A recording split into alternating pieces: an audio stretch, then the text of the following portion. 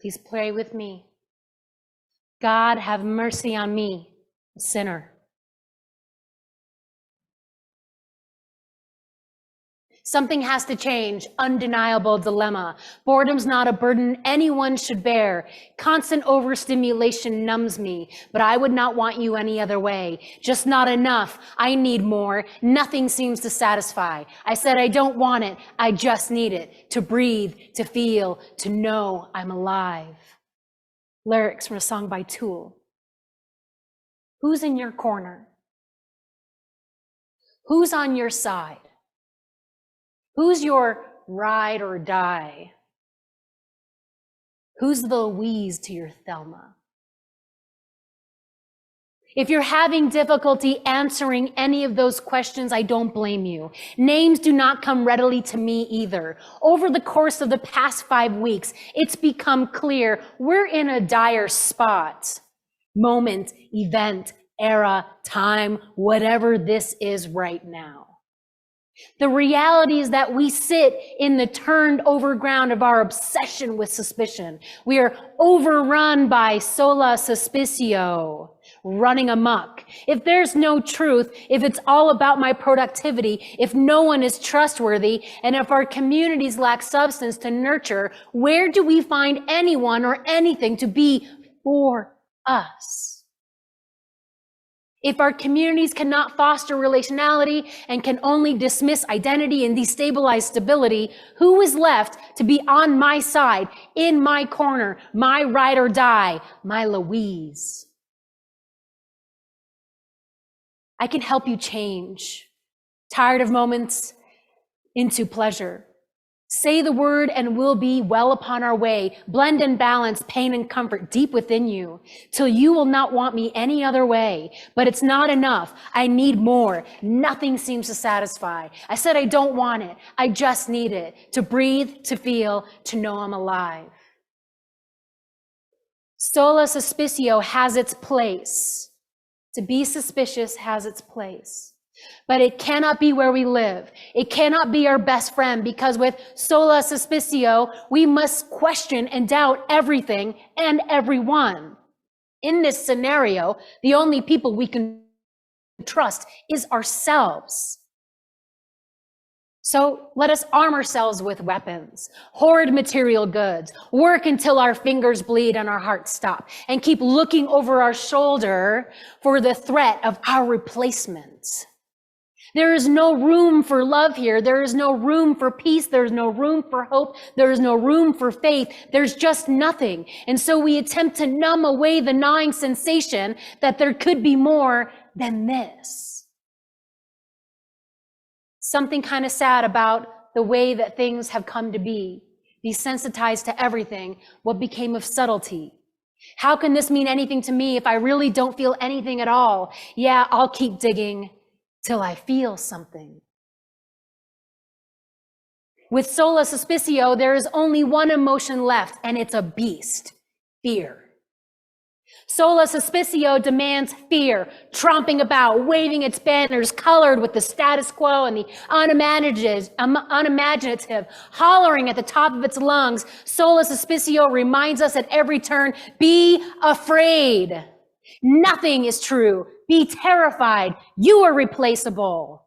Be wary. Your neighbor isn't to be trusted. Be alert. Are you getting yours?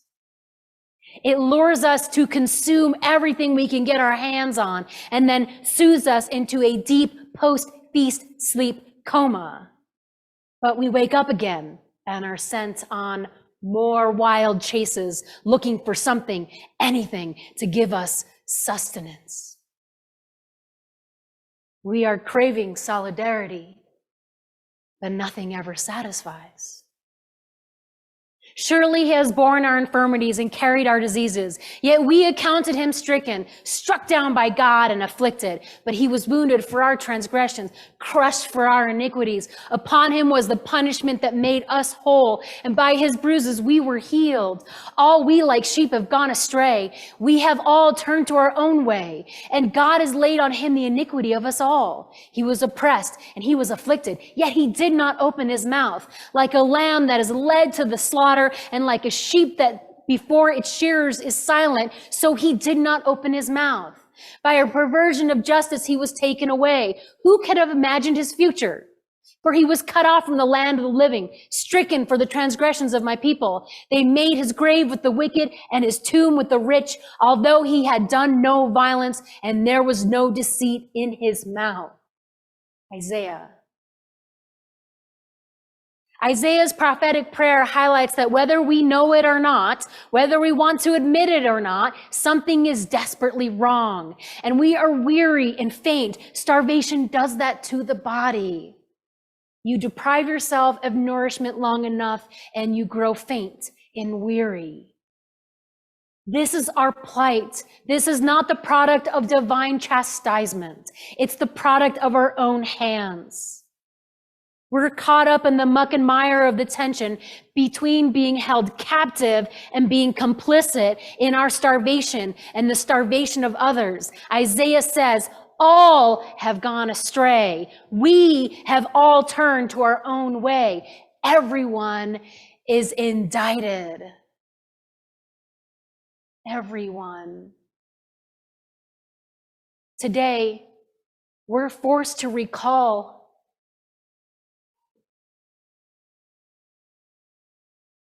the one person who identified deeply with the human predicament fell victim to the clutches of suspicion. Today, we remember it was our inability to trust, to hope, to have faith in, and to love God more than ourselves that sent Jesus to suffer. Today, we remember that the Son of God and the Son of humanity hung on the cross, held by meager nails, a victim of our inability to accurately judge between good and evil. Today, we're reminded that we try soothing our existential hunger with the mythology of the kingdom of humanity, the myths of power, of greed, of status, of privilege.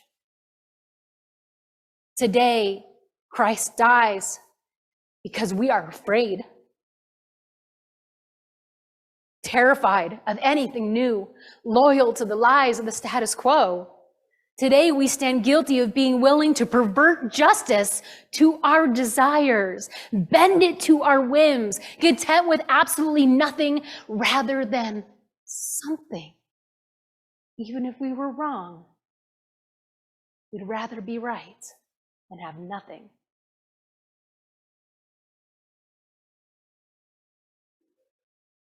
In our hunger for God during Advent, we called out to God and pleaded for God to show up.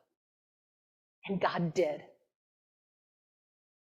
God showed up in deep, deep solidarity with us, identifying with us in our weakness and vulnerability, but being born a baby and living as one of us.